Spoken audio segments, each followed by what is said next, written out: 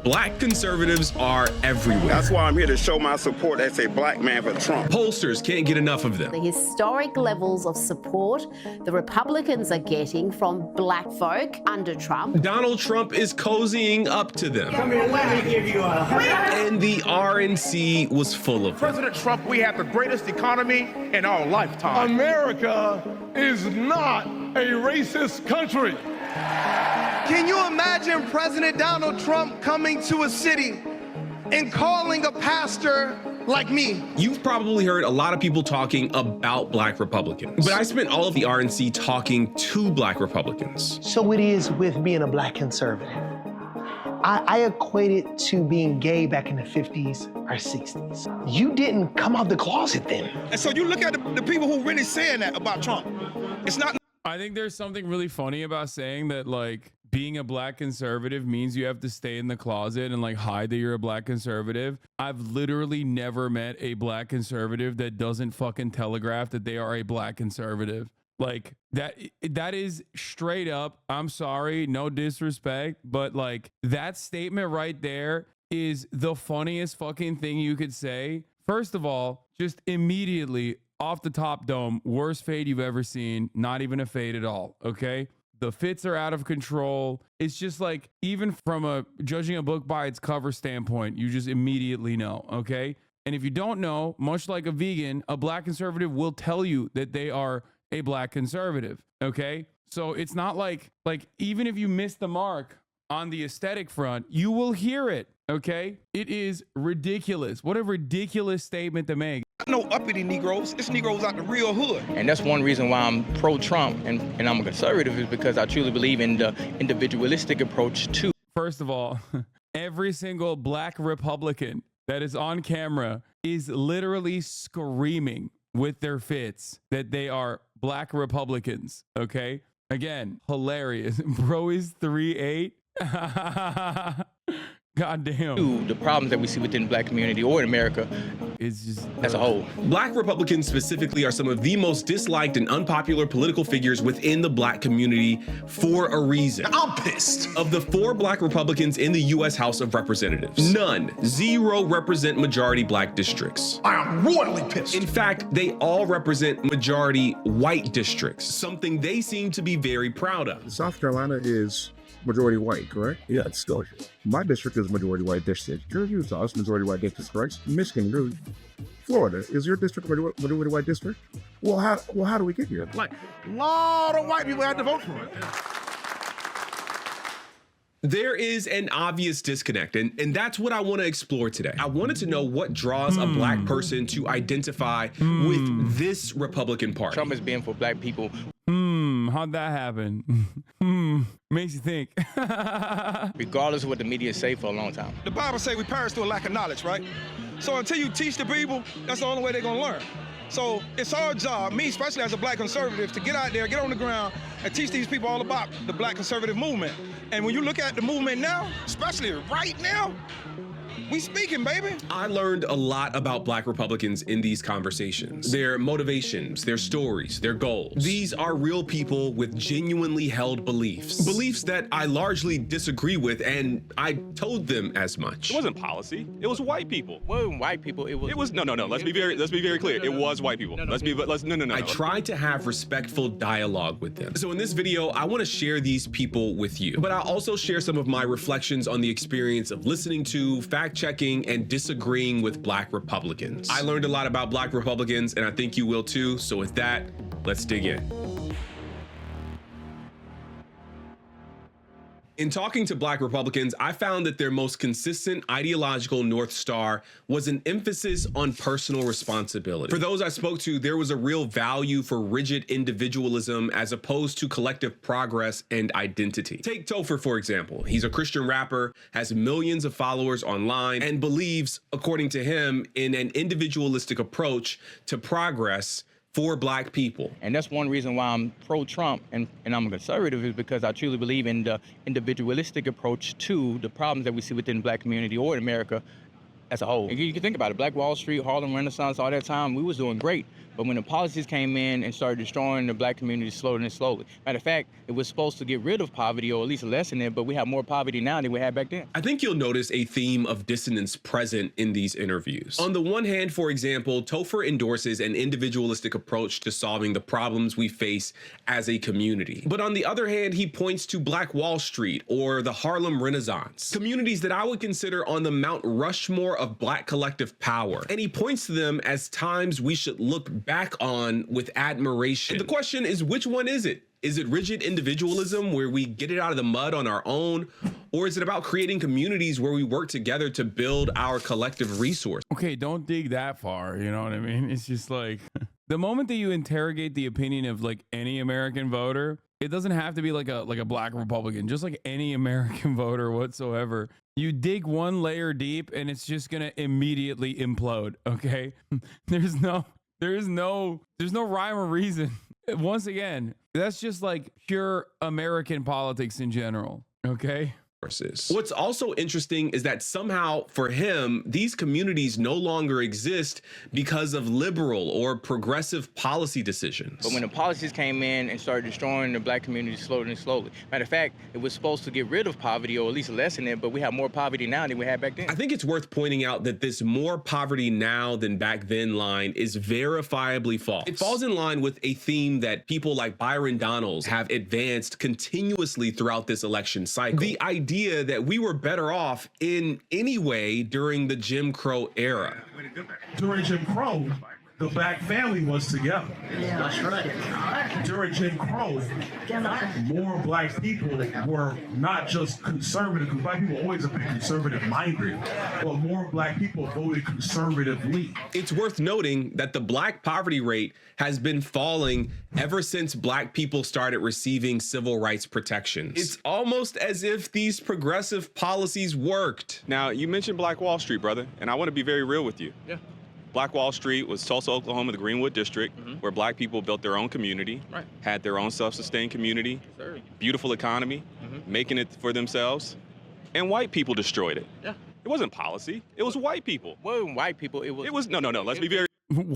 Yeah, no, it was policies. Like, for example, the policy of taking prop airplanes with like Looney Tunes style TNT dynamite and dropping that Looney Tunes style TNT dynamite from airplanes, okay, directly on top of Black Wall Street, this black neighborhood. That was just a terror of white policy. What the fuck? Let's be very clear. It was white people. No. It was those white people. It was white people. Oh, okay, yeah, no. In that community. He said bad apples. White supremacy is not real. It's just bad apples. Absolutely. Exactly. And and let me just say this: Elaine, Arkansas, Rosewood in Florida, Atlanta, Georgia, the Sweet Auburn District, North Nashville and Nashville, Tennessee. Each one of these communities were booming black economies, where white people, not in the same place, but it was the same group of people every time, destroyed those communities. So you can't say it's policy when when black people do what they need to do and build for themselves, and white people destroy it. Yeah. So why is it that you would frame it as a policy thing? I didn't frame it as a policy thing. We can rewind it. You said it was white people. You mentioned. I said it wasn't white people. It was those white people. And the reason why I'm saying that is because now we're trying to categorize all white people as evil. No. And what I'm trying to say is, back then, because a lot of people don't know this, I'm gonna put this on record. Black Wall Street rebuilt themselves after that. 4 years after that, Black Wall Street rebuilt everything they had, and they prospered for the next 40 years until policy came in and destroyed it because they decided to build a freeway over their town, and that destroyed. So what I'm saying is, if we look at policy and the cultural essence of most things, right?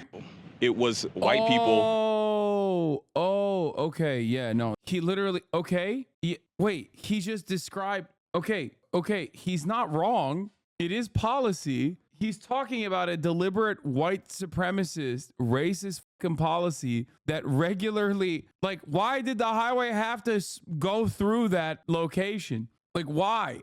Who made this deliberate decision? Okay? Who made this deliberate decision? What the fuck was that about? It's not just policy, it's culture. I was trying to draw a distinction between the nature of progressive policy, like the Civil Rights Act, or Supreme Court decisions to overturn segregation, and white supremacist policy, like destroying black communities, but the subject kept changing. Lucky for you, I actually made a video about Tulsa, Oklahoma's Greenwood district. It was definitely white racism that destroyed Black Wall Street and other black communities through explicitly racist acts of state-sanctioned violence. This is why an accurate, full telling of history. Not a big deal, but you got the two events confused. The airplane bombing was the Africa family. No, you're wrong. Airplane bombings were used in Tulsa. It was a helicopter for the Africa family in the MOVE bombing in 1985. They did use airplanes in Tulsa. It was one of the, I think they didn't even use that in Blair, right? I think it was literally the first ever instance of an airplane being used on a bombing campaign on U.S. soil. I am correct. It was also one of the earlier airplanes in general. Numerous eyewitnesses described airplanes carrying white assailants who fired rifles and dropped firebombs on buildings, homes, and fleeing families. The privately owned aircraft had been dispatched from the nearby Curtis Southwest Field outside Tulsa. Law enforcement officials later said that the planes were to provide reconnaissance to protect against a uprising. Law enforcement personnel were thought to be aboard at least some of the flights. Eyewitness accounts such as testimony from the survivors during commission hearings and a manuscript by eyewitness and attorney Buck Colbert Franklin, discovered in 2015, said that on the morning of June 1st, at least a dozen or more planes circled the neighborhood and dropped burning turpentine balls on an office building, a hotel, a filing station, and multiple other buildings. Yeah. The Africa family was a helicopter with C4 in a bag. The MOVE bombing is what you're talking about. That's when the Philadelphia Police Department took out a helicopter and dropped C4 on top of a family that was bunkered in 1985, okay? And if I remember, the mayor said, let it burn, right? Wasn't it the mayor?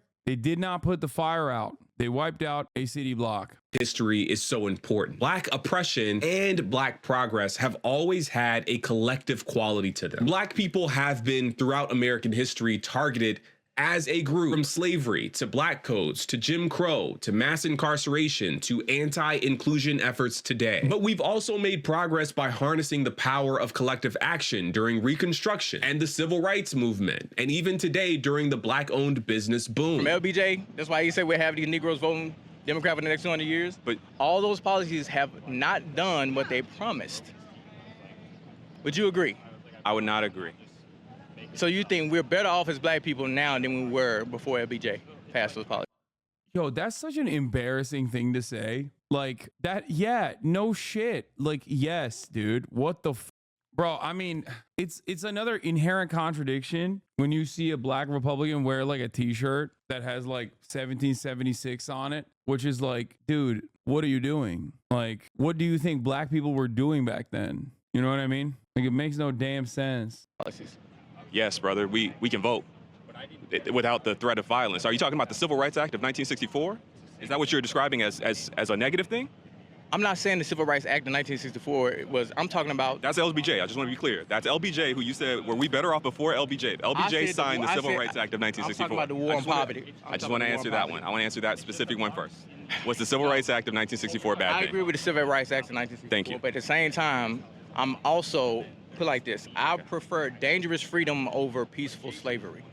I don't know what that means. Explain. What it means is I would rather, given the fact that even back then we still had our families together, communities were stronger back then, I would rather deal with... That's not even true though. Like, what the like, dude, people were getting lynched. Like, what the like, you couldn't eat at the same restaurant. Like, what the craziest part about it is that, like, obviously the criminal justice system has basically repackaged slavery and you know, kept it legal, but this time under the criminal justice system, right? So it still churns out like similar results in general. Obviously there is a multifaceted approach. There's a million different reasons why black communities are underserved on top of that. But like, I mean, these were, I don't know how like, this is such an insane conversation to have. Like, like the notion that like black communities in the United States of America were better off before the civil rights era is nutty. With the dangerous freedom. Thomas Sowell has destroyed entire generations. Freedom of not knowing and controlling people with policies as much as possible versus the peaceful slavery of being married and tied to the government Given Trump's well-documented history of saying and doing racist things. No, he's doing Thomas Sowell. Like, no, he is. He's one. You're saying he didn't read that? He 100% is doing Thomas Sowell. Every single part of this argument comes from Thomas Sowell. Okay, 100%. That's where it is. The welfare state separated black families. Okay, the welfare state was bad. It separated black families. It incentivized black mothers to stay away from their black fathers. All this shit is Thomas Sowell. I wanted to know how these black people could be drawn into Trump's political orbit. So I talked to Pastor Lorenzo Sewell. Yeah, so anyone that wants to come to church, they're able to come. So when President Trump called, I thought about it like you calling me and say, hey, Pastor, I want to invite a friend to church who has 34 felonies. Hey, Pastor, I want to invite a friend to church who is a womanizer. Hey, Pastor, I want to invite a friend to church. I was on that Thomas Sowell when I was younger, lol. Oh my God. How the that's even crazier when you're younger. Like, it just makes no sense to me. You're going to be a nerd in the weirdest way possible, where you're just like reading a black dude defend white supremacy. How the fuck does that even happen? Is the question I would like to ask Clarence fucking Thomas. So I can't even shit on you, chatter, because guess who also got radicalized by Thomas fucking Sowell? Supreme Court of the United States Justice Clarence fucking the horse porn Thomas. Okay, so you know that's real. That's real. That's a real thing, which is insane. Who could be a racist. He's the lead pastor at a black church in Detroit that Trump visited earlier this year. Like they did black church, the air quotes. Look at the church. And he was also a featured speaker at the RNC. So all my friends back in Detroit who are Democrats, I want to ask you just one simple question. You can't deny the power of God on this man's life. You can't. What? Being raised in a hyper-Christian school does something to your brain? Yeah, but like, what do you mean? There's a lot of like very religious black folk. They don't fucking operate like this at all. If you've ever been to a black church, actually, not this one, not the one that he's leading, you will notice that like black churches, at least the ones I've seen and the ones I've been to, are very political. Okay, they are a organizing ground, especially in the South, for the Democratic Party specifically. The Democratic Party takes advantage of that quite a bit. Okay, and black churches in general are incredibly political, and also their politics are pretty fucking awesome usually. I guess all churches are pretty political when you think about it, especially in the United States of America. But specifically, black churches are political in a pretty solid way usually. And deny that God protected him. Could it be that Jesus Christ preserved him for such a time as this? Could it be? Why should black people support the Republican ticket and Donald Trump specifically? That's a good question. You know, what I would say to any black person is this, specifically about the Republican platform. I would say, look, do your research, right? I would say, look back to 170 years ago in this state, where a group of patriots stood up and they started that grand old party to stop the expansion of slavery. If a black person said, well, Pastor, Donald Trump is racist, the Republican Party is racist, well, let's play that theme out throughout history. Let's look at who was the party of... Yeah, also, the Republican Party in its inception was like the closest that American major parties have gotten to Marxism. Obviously, it's not the same Republican Party. I hate this argument so much. Oh my God.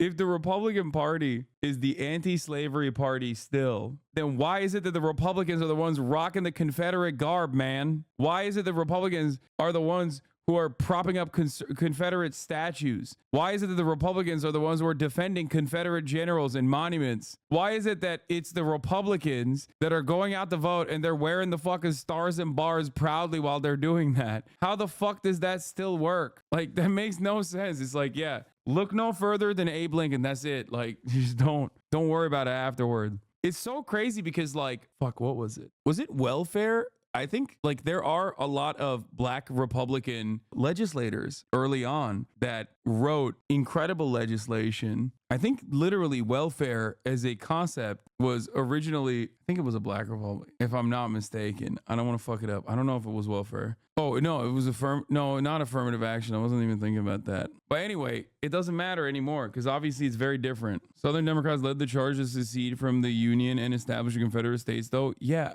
the point is, do you think that post-civil rights, the Democratic Party and the Republican Party abide by the same exact values? like, especially saying it nowadays. In the past, parties were more like, the parties were not as polarized, right? Like, they weren't as firmly committed to a almost universal platform. Back then, you had Southern Democrats and Southern Republicans that sometimes would be aligned on similar interests, and Northern Democrats and Northern Republicans that aligned on similar interests, because a lot of the party interests, or rather a lot of the political interests, came from regional economic interests. Okay. Whereas now in the modern era, it's just like Democrats are one thing across the board, across the entire country, and Republicans are one thing across the board in the entire country. It is no longer a regional split, more so just a simple party split. Slavery? Who was the party of Jim Crow, right? Who's the party of the slave codes?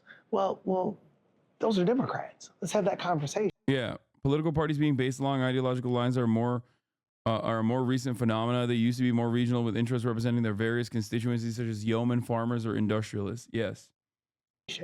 And when you look at when the Senate was integrated, those were Black Republicans. When we look at Frederick Douglass, Black Republican. So that's on the political side, why I believe that a Black American should be willing to look at the Republican platform.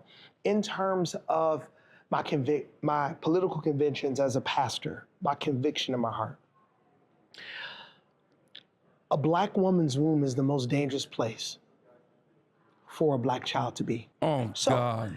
If a Black American specifically... Wait, does he mean like infant mortality rates or something? Like, is he talking about like maternal mortality rates for Black women being like disproportionately much higher than any other race in the country? I don't think he's talking about that. I think he's talking about abortion, right? I don't know why I'm being charitable to this man. He's a Black woman. My conversation would be, give our Black babies a chance.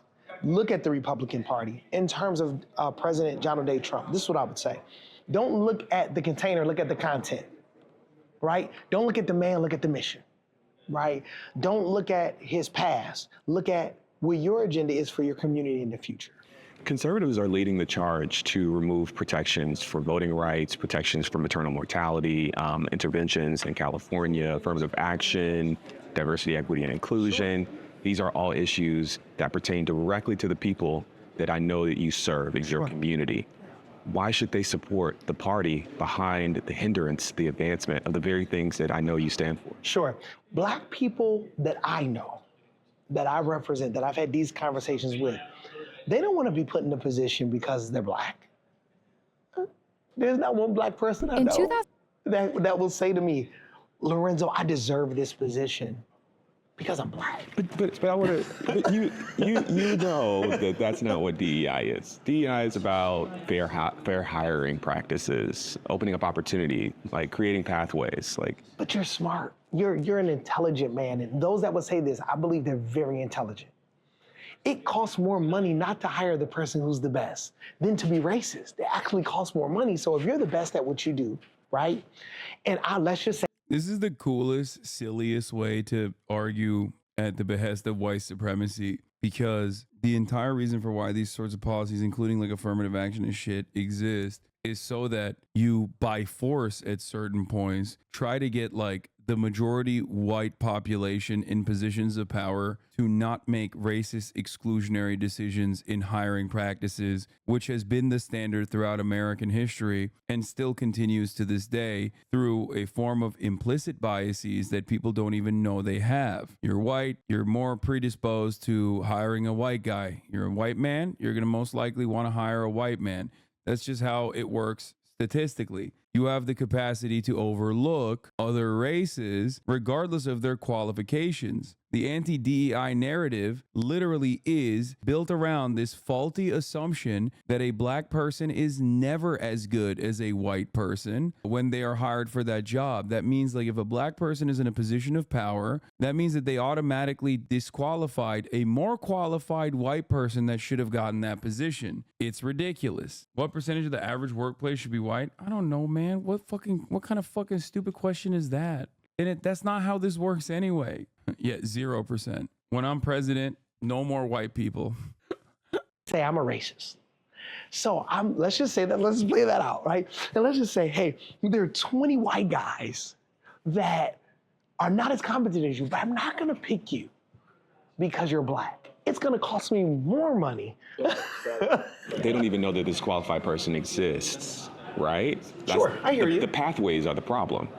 And a lot of what diversity, equity, and inclusion is doing is creating those and helping to clarify those pathways. One of the funniest parts about this is that, like, you know, black people have disposable income as well. They also participate in the economy. So do brown people, so do women. So these DEI initiatives, as a matter of fact, are conducted in an effort to elevate people from different backgrounds to higher positions, hopefully to not overlook them when they are qualified, right? And the reason for why they do it is because corporate boards that have more diversity end up having more profitable corporations. So the real reason for DEI in general is that it's good to have a black dude on the board, okay? Because they have an entirely different world experience than the 8 other white dudes that are on that board that might be able to see certain things that the 8 other white dudes will miss because of their, you know, their privilege, their biases. That's it. And it turns out it helps profitability in corporations in general.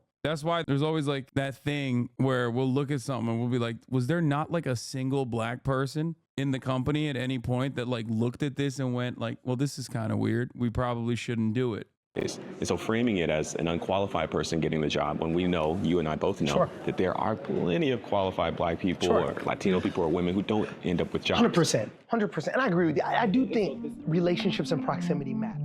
In his book, The Grift, Clay Cane details the history of how black conservatives have thrown black people under the bus to get ahead personally. From black Republicans like Isaiah Montgomery and Booker T. Washington to modern black Republicans like Clarence Thomas. Clay Cane makes the case that the modern black Republican is likely, if not assuredly, a grifter, a person who is doing that which is politically expedient rather than doing what is right, doing whatever they need to do to get that all expenses paid trip to. I think it also stems from like a cynicism that like white supremacy is so ever present and like impossible to combat, so that you're just like, at least I'll get mine. Like, I'd rather, you know, because Clarence Thomas is a really interesting person because he's like also kind of a black nationalist too at the same time. That's how he started off as originally. And he still has some of these like black separatist opinions. Very weird. Also has a white wife. So it's like odd in every way. Truly a unique figure.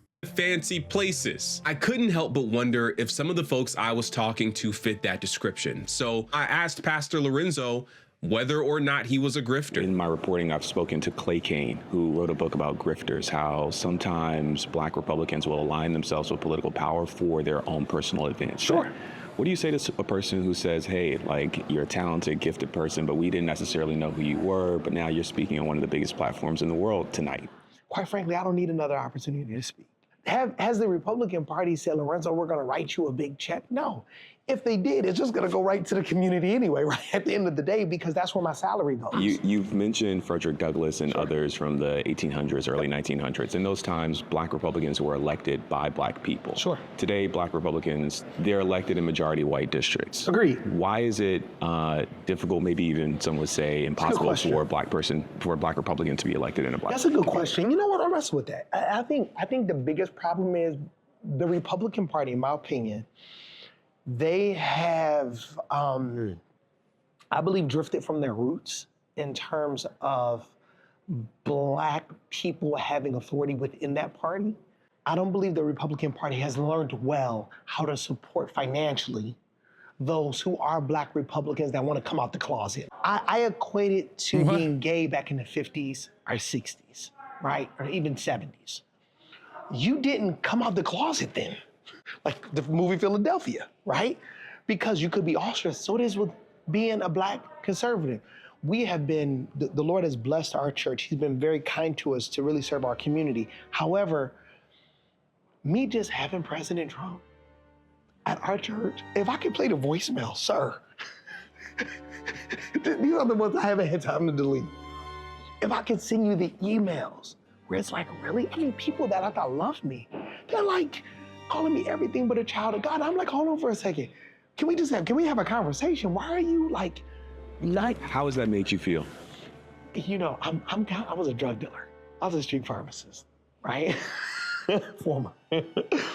So people that you love are hurts. I have to be frank with you, you know.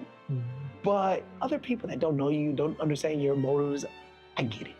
When tensions are high, motives are questions. And tensions have been high in our country as it pertains to politics. So people question my motives. I understand that. But for the people that love you, it hurts. It really does. And that's the reason why Black people won't come out the closet. A relatively small percentage of Black people will vote for Trump this November. But I have a take and I want to share it with you. A more inclusive and racially diverse Republican Party could be a good thing. American conservatives and Republicans have made the lives of Black people difficult on purpose. From the Southern strategy to welfare queens to anti-woke, anti-DEI stuff today, American conservatives have galvanized their white base by making the lives of Black people harder. It could be a good thing to see more Black Republicans if it means that the Republican Party is becoming actively hostile to the racists who have called that party their home for the last 60 years at least. Make American politics inhospitable to racists. I'm all in on that platform. But the reality is that racists, or at least racism enablers, were present and accounted for at the RNC. They were given stage time, had exclusive access. It also happens to be the entire platform of the Republican Party still to this day.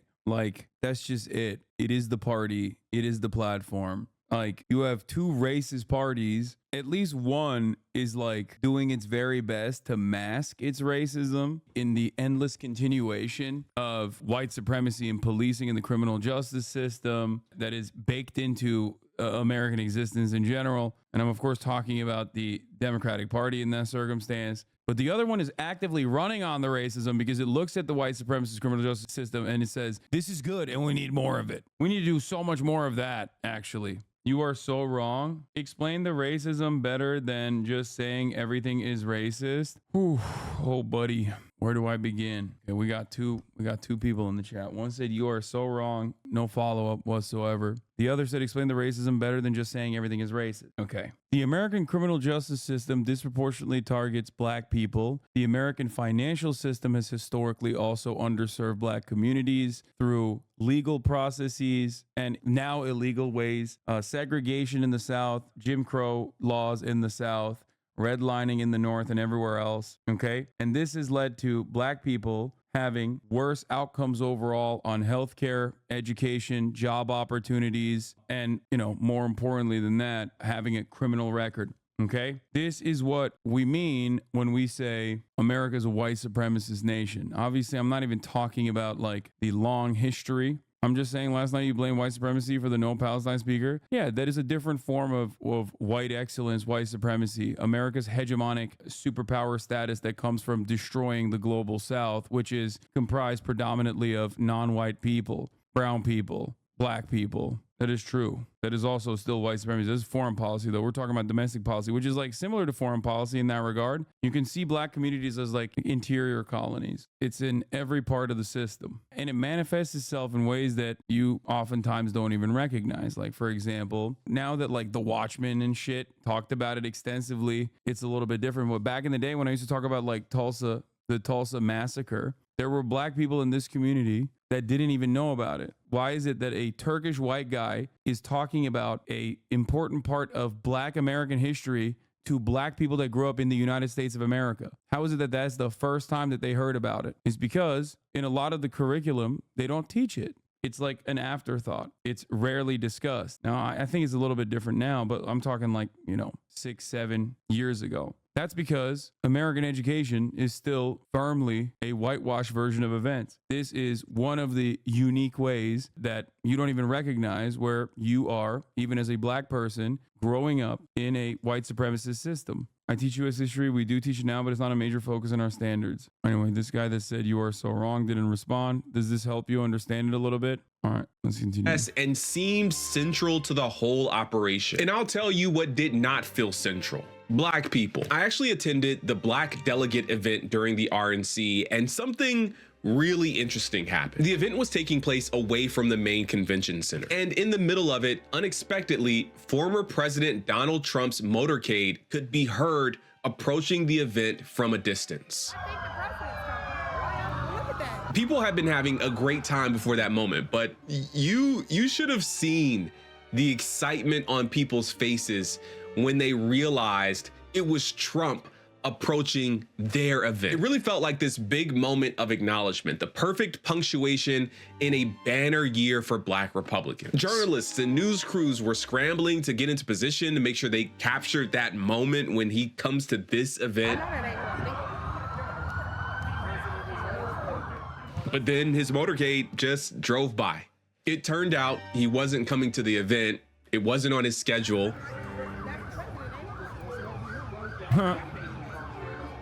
It just happened to be along his route. He waved at us. In case you didn't see it, he waved.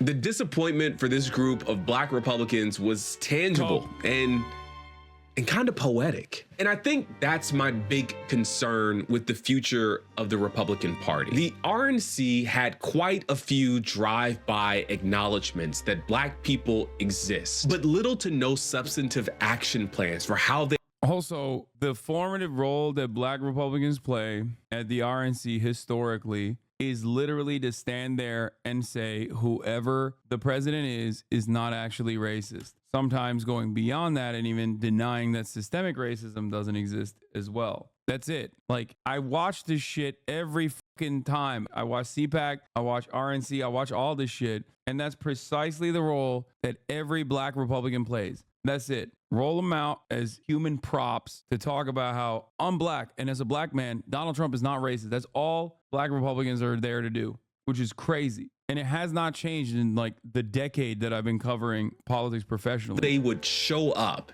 and be present with and for this community. And if I'm honest with you, I think that's on purpose. The only way the Republican Party becomes this ideologically conservative but racially inclusive big tent party is if there is a fundamental rejection of the people and policy and practice they currently hold as sacred, near and dear to their political vision. As long as the GOP makes racial justice a political issue worth fighting against, a majority of Black people will never vote for the party. As long as teaching Black history is woke, as long as race-conscious solutions to race-conscious problems are demonized, as long as they commit to denying racism's impact on society, Black people, by and large, are not going to vote for them. But these guys may. And that might be good enough for them. That's a good one. La la la la, no DMCA, la